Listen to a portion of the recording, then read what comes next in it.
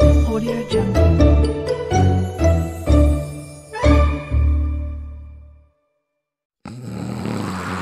একদিন এক শান্ত সকালে এক ঘন জঙ্গলে এক রাজকীয় সিংহ গাছের নিচে ঘুমাচ্ছিল।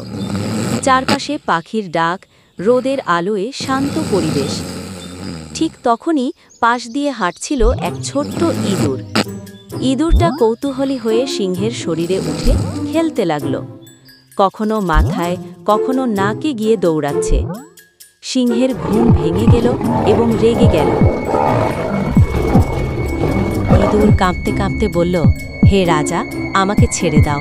আমি ছোট হলেও একদিন তোমার উপকারে আসব।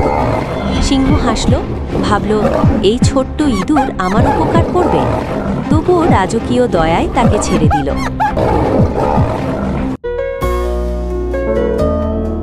ইঁদুর খুশি হয়ে দৌড়ে চলে গেল। যাক বাবা, বেঁচে গেছি। কয়েকদিন পর শিকারীর খোঁজে ঘুরছিল। হাঁটতে হাঁটতে এক শিকারীর জালে আটকা পড়ল। অনেক চেষ্টা করেও মুক্ত হতে পারল না। ভয় আর রাগে সিংহ গর্জে উঠল। সেই সময় ছোট্ট ইঁদুরটা ছুটে এলো।